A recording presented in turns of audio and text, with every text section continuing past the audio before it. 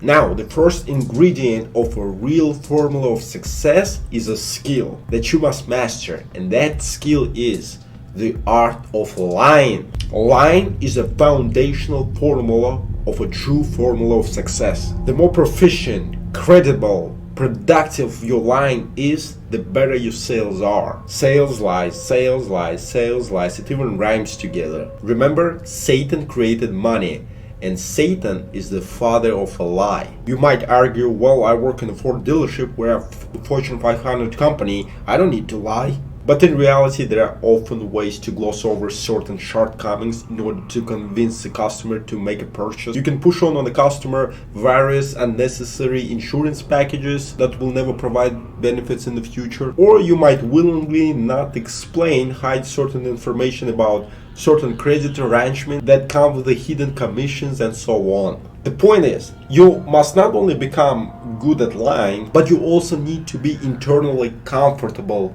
when you lie and deceive other people. So for instance, when you have an elderly, vulnerable couple who comes to your dealership who doesn't know what they're doing, they're trying to buy a car, and it's evident they don't understand what the hell they're doing, what the hell they need, it shouldn't trouble you inside to jump on them like a shark and to start upselling them all kinds of add-ons and unnecessary packages. You can't sit on two chairs. Why do you think so many people struggle financially when they're trying to become rich fast? It's because most of the people do everything halfway. They're trying to keep a good moral picture of themselves, and at the same time they're trying to become rich fast. No, this is not how it works. This is what's written in the Bible.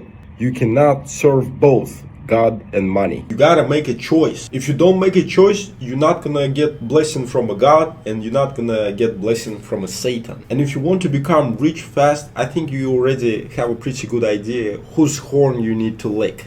Welcome, family, to another edition of Stranger Thinking Media, where we bring you the gospel of Yahushua HaMashiach, Jesus the Christ, to address the problems of the modern world. So, stay tuned. We have an awesome show for you today.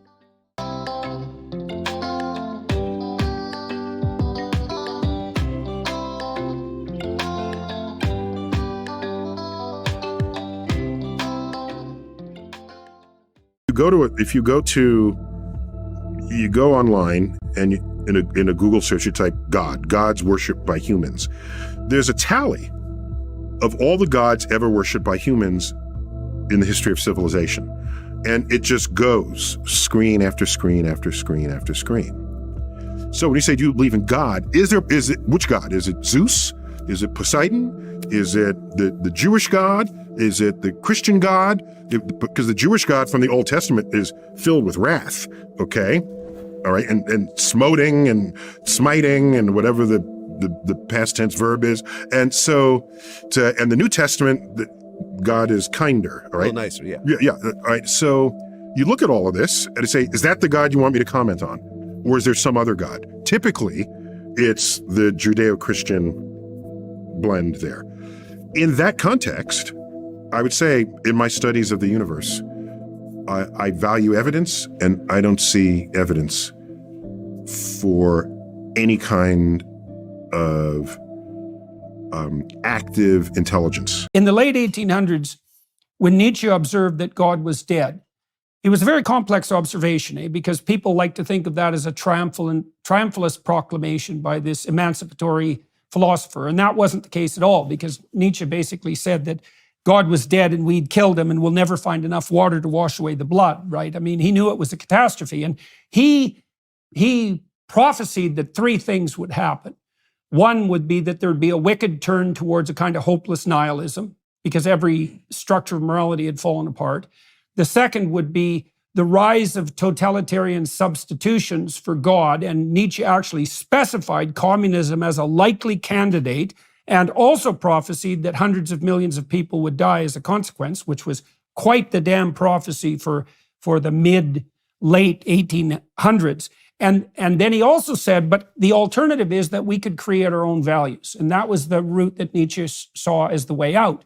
Now, there's a couple of problems with that, technical problems, you might say. One is, well, we don't live very long, and it isn't obvious that any of us singly is wise enough to create our own values. The second problem is as the psychoanalysts pointed out very quickly, it isn't obvious at all that we're masters in our own houses, because even if you only look at the spiritual realm as equivalent to something like the unconscious, we're all haunted beings, and we can't necessarily trust our judgment. And the third problem, there's four. The third problem is that, well, who do you mean by the we that will create our own values? Like, which aspect of the psyche is now going to create value? Nietzsche said himself that each drive tends to philosophize in its own spirit.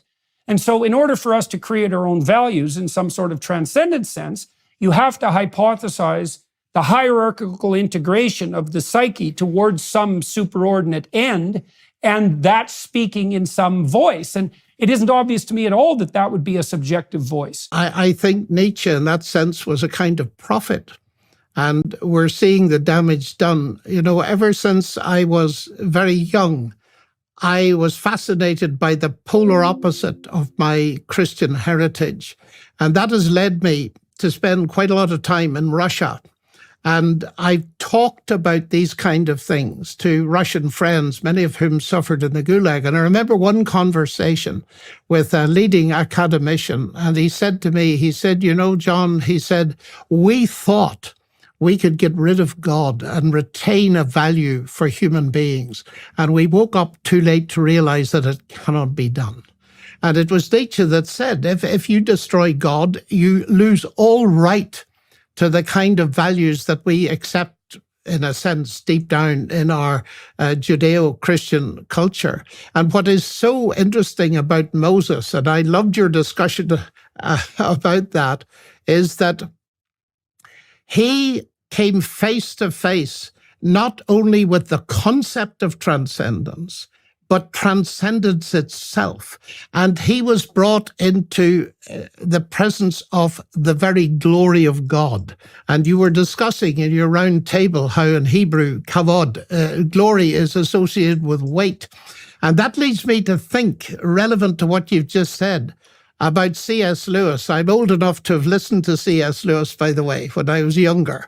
And C.S. Lewis in the 1940s saw exactly what was going to happen if a group of human beings took it into their heads to determine and redefine all future generations through genetic experimentation and so on. And in two books, The Abolition of Man and That Hideous Strength, he spelled that out. And he made the point that if that happens, it is not going to liberate human beings. In fact, it's going to abolish them. Because what will be created by, say, playing around with the germline is not human beings, but artifacts. And so he writes, the final triumph of humanity, scientists, will be the abolition of man.